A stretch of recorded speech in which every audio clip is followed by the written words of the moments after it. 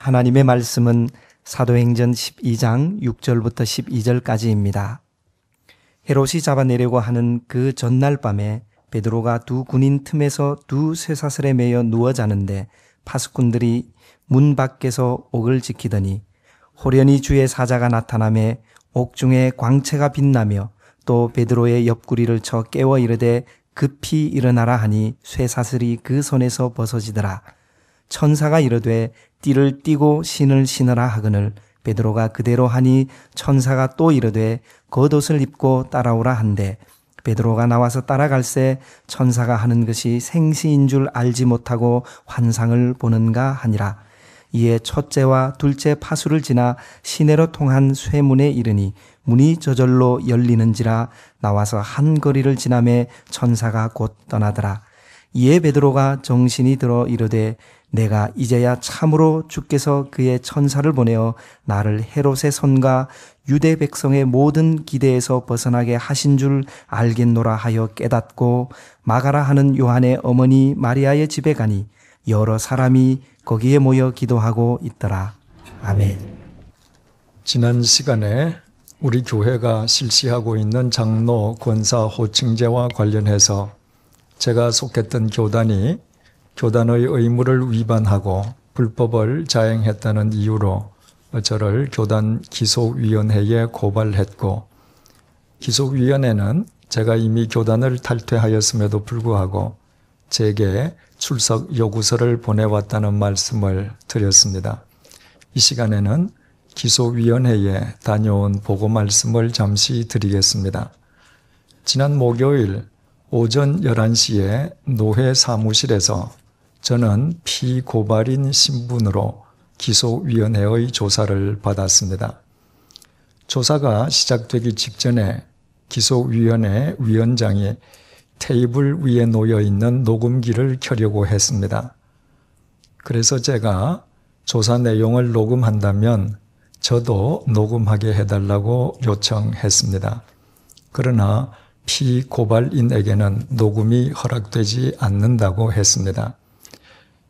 조사 시간 동안 피고발인은 일체의 진술을 할 수 없고 단지 묻는 말에 예, 아니요 라고만 대답해야 하므로 녹음할 필요도 없다고 했습니다. 그렇더라도 제가 어떤 질문을 이 기소위원회에서 받았는지 저 역시 기록을 가지고 있을 필요가 있지 않겠느냐고 했지만 역시 거절했습니다. 그래서 저 역시도 녹음을 할 수 있도록 요청했지만 기소위원회가 거절했다는 기록을 남겨줄 것을 부탁했습니다. 그리고 이런 질문들을 받았습니다. 이름이 이재철입니까? 나이가 60세입니까? 100주년 기념교회 목사입니까? 교회 주소가 마포구 합정동 114번지입니까? 1990년도에 평양노회에서 목사 안수를 받았습니까? 목사 안수를 받을 당시에 교단의 헌법을 준수하고 교단의 권징과 지리에 순종하겠다는 등의 서약을 했습니까? 100주년 기념교회에서 장로 권사 호칭제 정관을 제정하고 실시했습니까? 지난 4월 24일 기자간담회에서 100주년 기념교회는 장로 권사 호칭제를 실시한다고 공개적으로 밝힌 적이 있습니까? 저는 그 모든 질문들에 대해서 예라고 대답했고 그것으로 모든 조사는 끝났습니다. 조사에 소요된 시간은 채 10분도 안 되는 것처럼 여겨졌습니다. 조사가 다 끝난 뒤에 제가 네 분의 기소위원들에게 이런 말씀을 드렸습니다. 이제 공식적인 조사가 끝났으므로 제가 개인적으로 잠시 말씀을 드리겠습니다. 이번 문제의 핵심은 독립교회인 100주년 기념교회가 장로 권사 호칭제를 시행하느냐 않느냐가 아니라 장로교에 소속되어 있는 목사가 장로교에 소속되어 있지 않는 교회를 목회하는 것이 과연 위법이냐 하는 문제입니다. 가령 예를 들어서 장로교 소속의 목사가 침례교회의 청빙을 받아서 목회한다고 가정해 보십시다.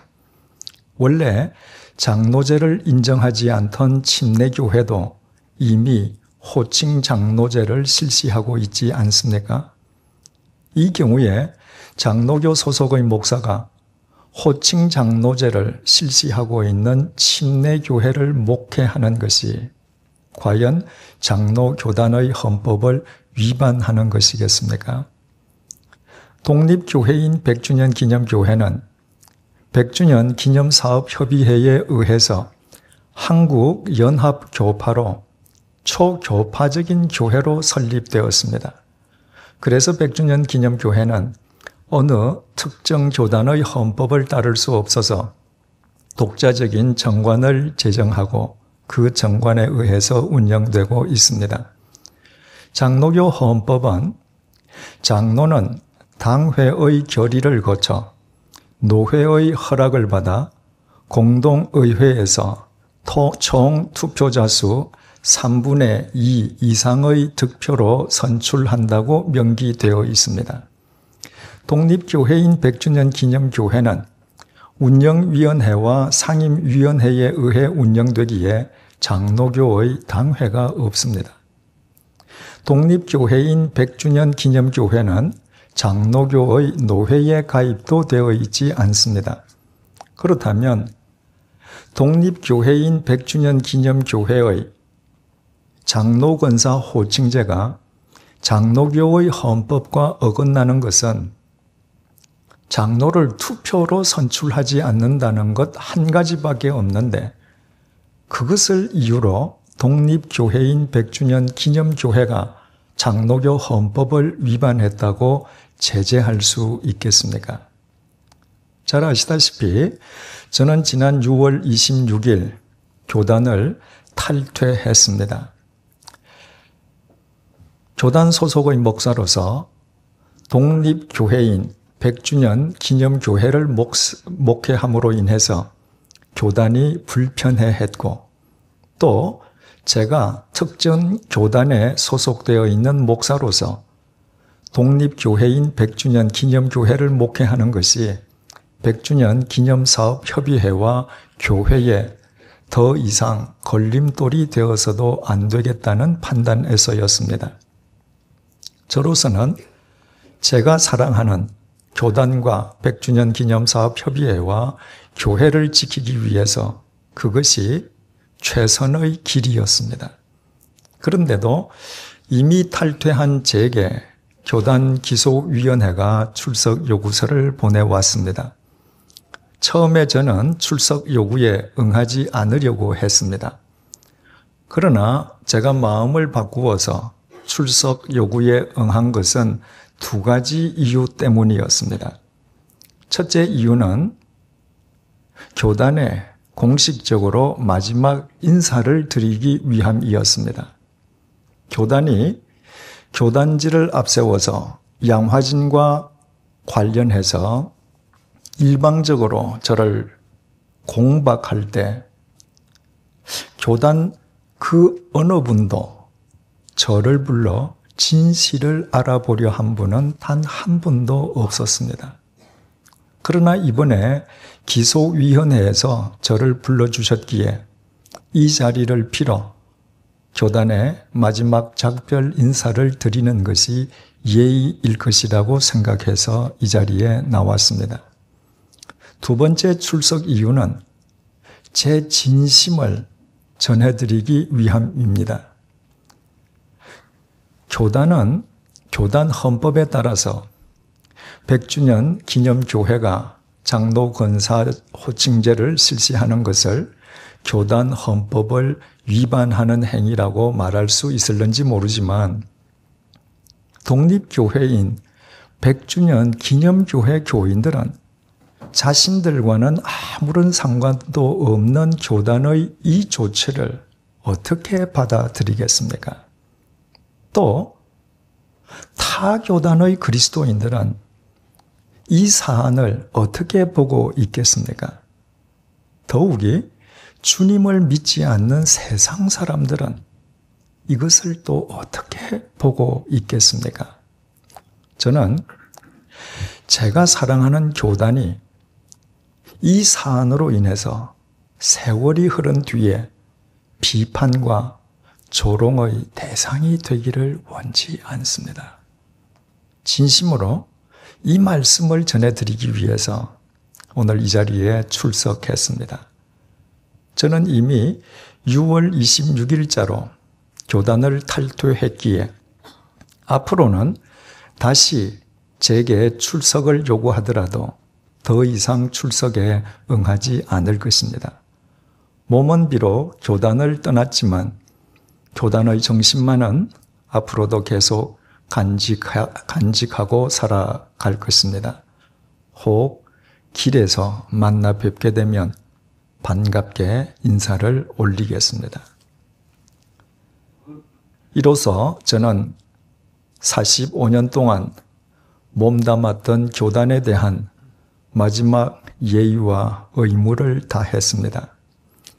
이제 앞으로 저는 우리 교회가 소속되어 있는 독립교회 연합회 소속의 목사로서 주님께서 제게 주신 소명을 거두시기까지 이 양화진 동산에서 모든 사람을 살리고 사랑해야 하는 양화진 묘지기의 소명을 다하기 위해서 제 남은 신명을 다 바치고자 합니다.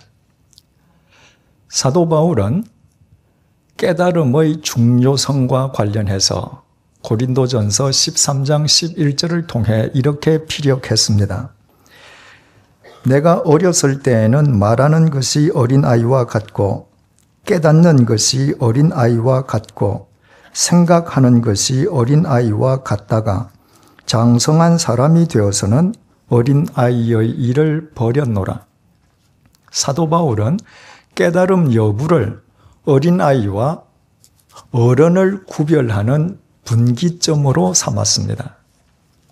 마땅히 깨달아야 할 것을 깨닫지 못한다면 아무리 나이가 든 사람이라 할지라도 실은 어린아이와 구별될 수 없다는 관점에서 사도 바울의 지적은 참으로 타당하다 할 수 있습니다.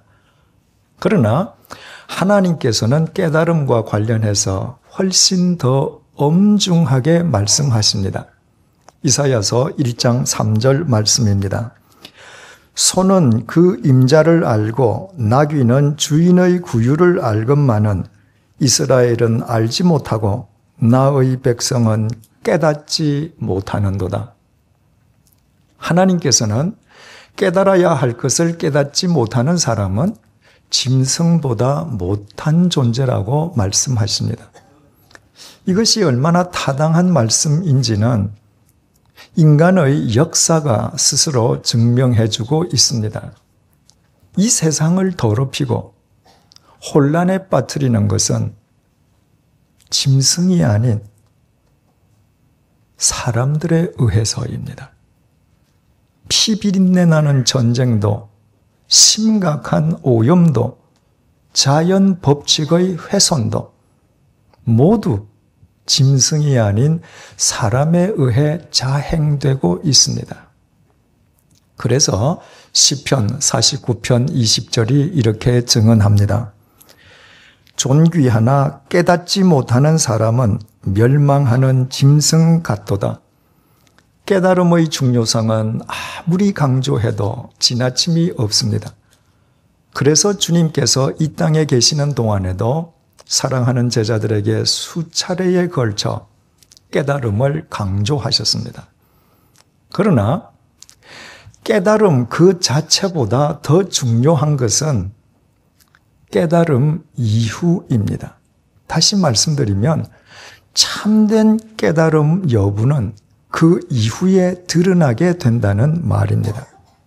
예를 들어서 어떤 사람이 인생의 유한함을 깨달았다고 하십시다. 그것은 참으로 귀한 깨달음일 수 있습니다. 유한한 인간의 한계점은 영원한 진리와의 접점이 될 수 있기 때문입니다. 그러나 자신의 유한성을 깨달은 인간이 고작 무당을 찾아가서 푸닥거리나 하고 다닌다면 그의 깨달음은 참된 깨달음일 수 없습니다.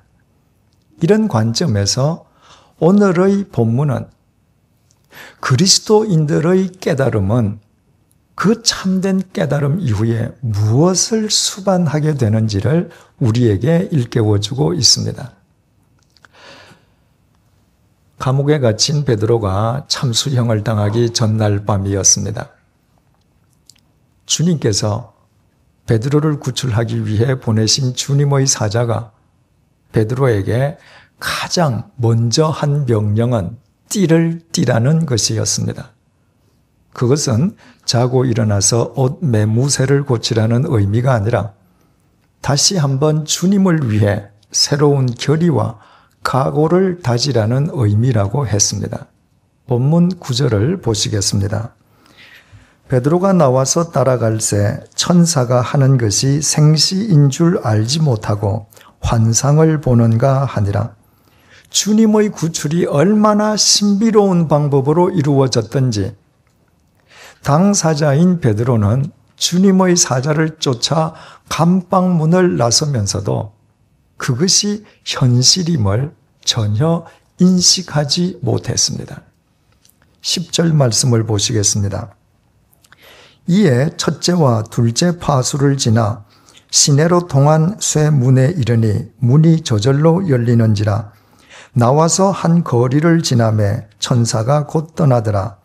이에 베드로가 정신이 들어 이르되 내가 이제야 참으로 주께서 그의 천사를 보내어 나를 헤롯의 손과 유대 백성의 모든 기대에서 벗어나게 하신 줄 알겠노라 하여 깨닫고.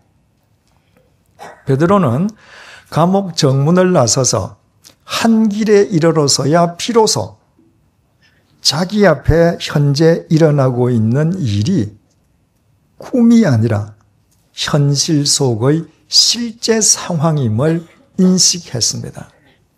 그리고 자신을 참수형에 처하려는 헤롯 아그리빠와 유대인들의 모든 음모와 기대로부터 주님께서 친히 자기 자신을 구해 주셨음을 분명하게 깨달았습니다. 그것은 참으로 소중한 깨달음이었습니다.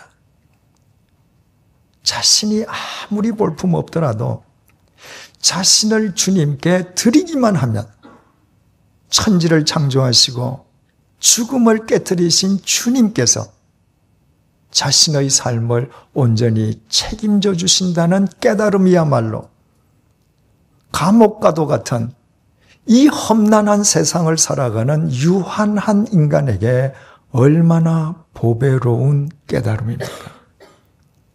그러나 그 깨달음은 베드로가 단지 머리로 생각해낸 지적 유희가 아니었습니다. 그것은 베드로가 참수형을 당하기 직전에 죽음의 골짜기에서 자기 삶으로 체득한 체험적 깨달음이었습니다.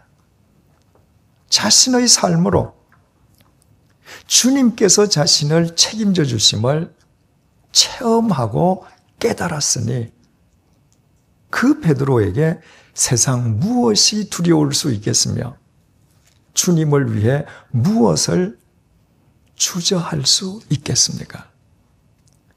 베드로가 이처럼 극적인 경험을 통해서 극적인 깨달음을 얻은 만큼 이 이후에 베드로의 삶 역시 극적으로 전개되어야만 할 것 같습니다. 그러나 본문은 우리의 기대와는 다르게 전개되고 있습니다. 12절을 보시겠습니다. 깨닫고 마가라 하는 요한의 어머니 마리아의 집에 가니 여러 사람이 거기에 모여 기도하고 있더라. 베드로는 그 소중한 체험적 깨달음을 얻은 이후에 마가라 하는 요한의 어머니 마리아의 집으로 갔습니다. 그 집은 특별한 곳이 아니었습니다. 그 집은 평소 베드로가 믿음의 형제 자매들과 함께 예배드리고 기도하던 처소였습니다. 그 집을 찾아간 베드로가 특별한 체험을 통해서 특별한 깨달음을 얻었다고 해서 유별난 언행을 했던 것도 아니었습니다. 17절을 보시겠습니다. 베드로가 그들에게 손짓하여 조용하게 하고 주께서 자기를 이끌어 옥에서 나오게 하던 일을 말하고 또 야고보와 형제들에게 이 말을 전하라 하고 떠나 다른 곳으로 가니라. 베드로는 그곳에서 자신을 위해 기도하고 있던 믿음의 형제 자매들에게 주님께서 자신을 감옥으로부터 구원해 주셨음을 설명해 주었습니다. 그리고 예수님의 동생 야고보와 다른 믿음의 형제 자매들에게도 자신의 이야기를 전해주기를 부탁하고 여태까지 그렇게 해왔던 것처럼 마치 아무 일도 없었다는 듯이 주님의 복음을 또 전하기 위해 다른 곳으로 표표히 떠나갔습니다. 이상과 같은 베드로의 행적은 깨달음과 관련해서 우리에게 귀중한 교훈을 던져주고 있습니다. 깨달음은 그 깨달음이 특별한 체험을 통한 특별한 깨달음일수록 거창한 것을 추구하는 것이 아니라는 것입니다. 참된 깨달음은 지금 이 자리에서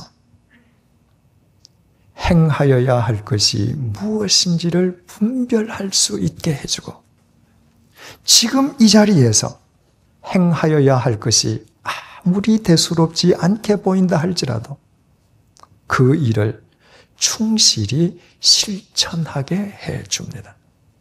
바꾸어 말씀드리면 참된 그리스도인들은 주님의 뜻이 나중에 저곳에서가 아니라 지금 이곳에서 나의 삶을 통하여 언제나 현재 진행형으로 이루어지고 있음을 깨달은 사람입니다.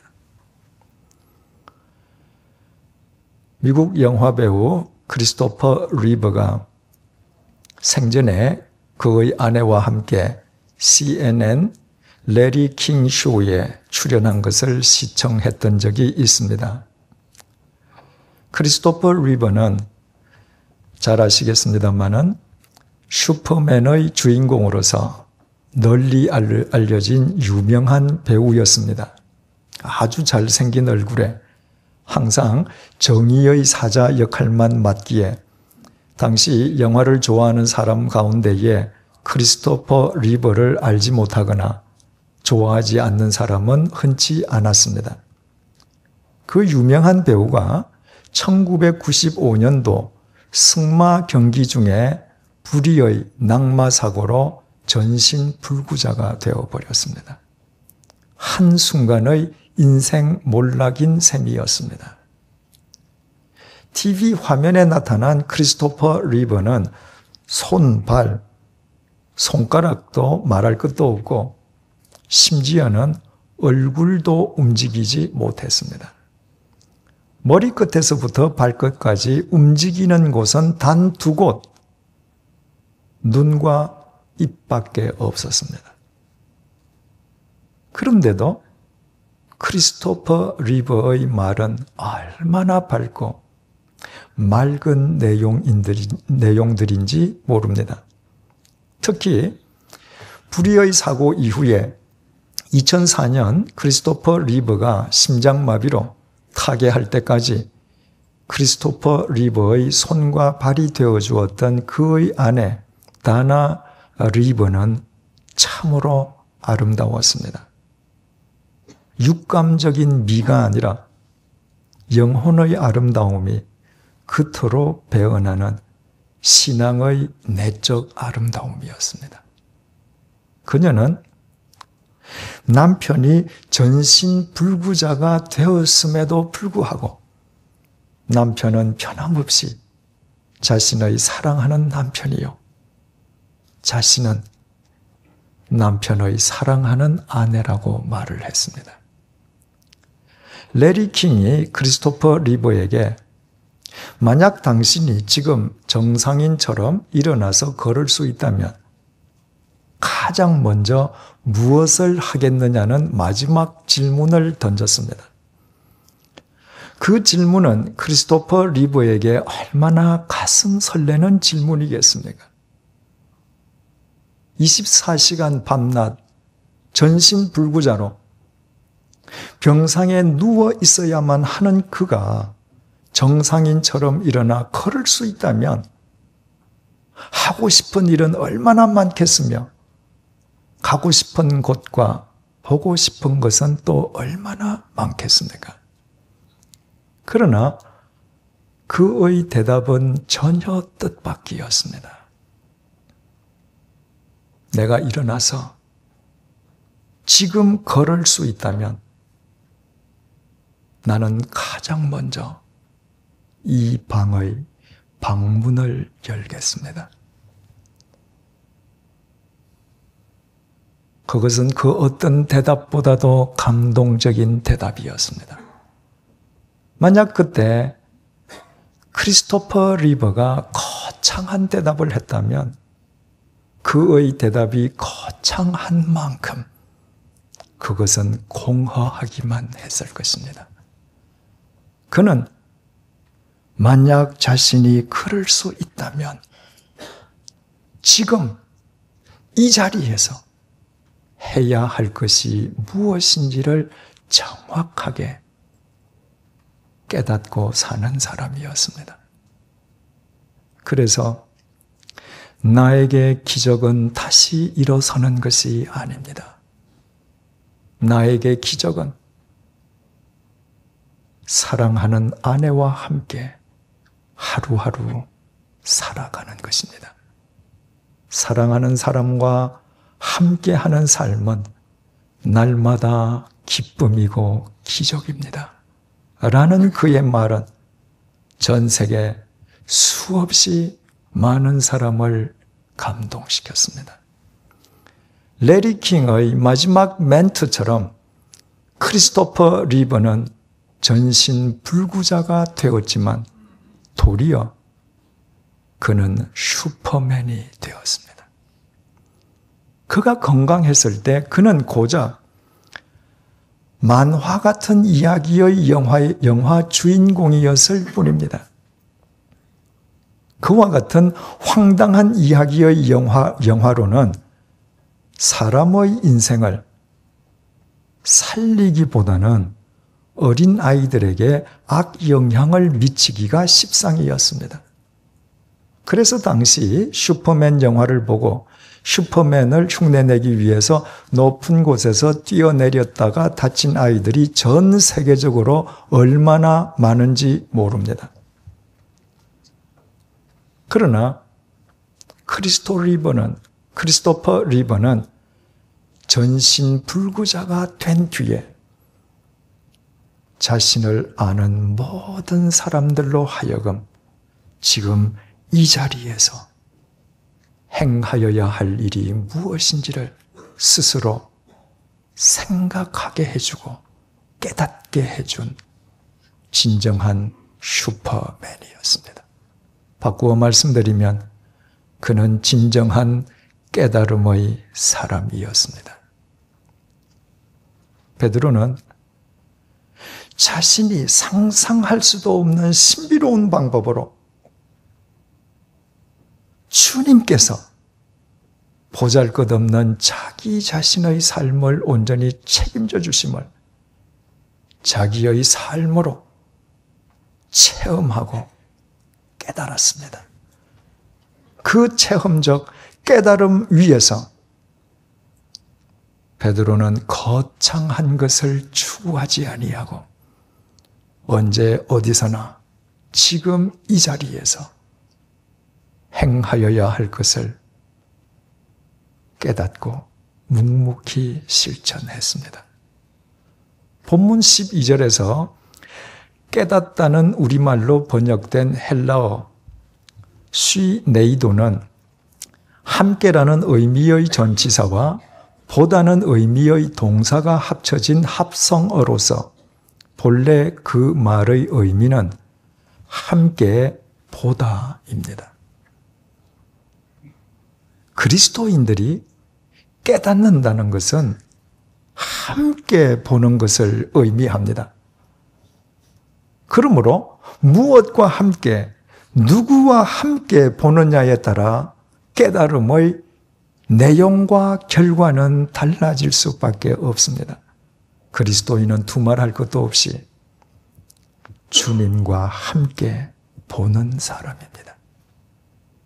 그리스도인은 어떤 상황 속에서든 주님과 함께 주님의 관점으로 지금 이 자리를 직시하고 설령 대수롭지 않아 보인다 할지라도 그리스도인으로서 지금 이 자리에서 행하여야 할 것을 묵묵히 실천하는 사람입니다. 참된 그리스도인은 주님의 뜻은 나중에 저곳에서가 아니라 지금 이 자리에서 나의 삶을 통해 현재 진행형으로 이루어지고 있고 내 삶의 결과를 주님께서 온전히 책임져 주심을 확실하게 깨달은 사람입니다. 본문의 베드로를 비롯해서 사도행전의 주인공들은 결코 유별난 삶을 살거나 기행을 일삼던 사람들이 아니었습니다. 그들은 언제 어디서나 주님과 함께 주님의 관점으로 이 시간 이 자리를 직시하고 이 시간 이 자리에서 그리스도인으로서 행하여야 할 것을 묵묵히 실천했던 그리스도인들이었을 뿐이고 바로 그들의 그 깨달음의 삶의 기록이 사도행전입니다. 사랑하는 교우 여러분, 우리가 아무리 보잘것없다 할지라도 우리가 주님을 우리 인생의 주인으로 모시고 살아갈 때 전능하신 주님께서 우리의 삶을 온전히 책임져 주심을 믿는 깨달음이 진정 우리에게 있습니까? 그렇다면 우리 모두 주님과 함께 주님의 관점으로 지금 이 자리를 직시하면서 설령 대수롭지 않아 보인다 할지라도 그리스도인으로서 지금 이 자리에서 행하여야 할 것을 묵묵히 실천하십시다. 하나님의 공의를 외치기 전에 내가 지금 이 자리에서 주님의 말씀을 쫓고 있지는 않다면 나는 먼저 지금 이 자리에서 주님의 말씀을 쫓는 사람이 되어야 할 것입니다.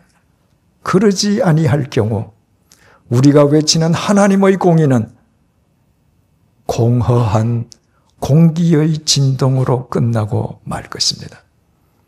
세상을 향해 사회 정의를 외치기 전에 내가 지금 이 자리에서 사랑해야 될 사람을 외면하고 있다면 나는 먼저 지금 이 자리에서 그 사람을 사랑해야 할 것입니다. 그러지 아니할 경우 우리가 외치는 사회 정의는 한낱 무의미한 정치인들의 정치 구호나 정치 선동과 구별되지 않을 것입니다. 그러나 우리가 어떤 상황 속에서든 주님과 함께 주님의 관점으로 지금 이 자리를 직시하면서 지금 이 자리에서 주님의 말씀을 쫓고 사랑해야 될 사람들을 사랑하며 살아간다면 우리의 삶이 곧 이 시대를 위한 사도행전이 될 것입니다.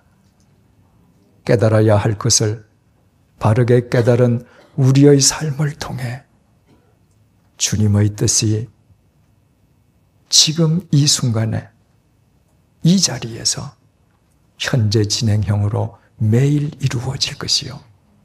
깨달아야 할 것을 바로 깨달은 우리의 삶을 주님께서 책임져 주실 것이기 때문입니다. 기도하시겠습니다. 주님, 보잘것없는 내가 단지 주님을 내 인생의 주인으로 모시고 살아간다는 이유만으로 천지를 창조하시고 죽음을 깨뜨리신 주님께서 언제나 나와 함께 하고 계시고 내 삶의 결과를 온전히 책임져 주심을 이 시간 다시 한번 깨닫게 해 주셔서 감사합니다. 이 귀한 깨달음 속에서 언제 어디서나 주님과 함께 주님의 관점으로 지금 이 자리를 직시하고 대수롭지 않은 일일지언정 내가 그리스도인으로 지금 이 자리에서 행하여야 할 일을 묵묵하게 행할 수 있도록 도와주십시오. 그리하여 주님의 뜻이 나중에 저 자리에서가 아니라 언제나 지금 이 자리에서 나의 삶을 통해 현재 진행형으로 이루어짐을 늘 기억하며 살게 도와주십시오. 사도행전은 유별난 사람들의 유별난 기록이 아니라 주님과 함께 주님의 관점으로 지금 이 자리에서 행하여야 할 것을 직시하고 행한 사람들의 행적이기에 언제 어디서나 지금 이 자리에서 행하여야 할 것을 행하는 나의 삶 역시 이 시대를 위한 사도행전이 됨을 잊지 않도록 도와주십시오. 예수님의 이름으로 기도드립니다. 아멘.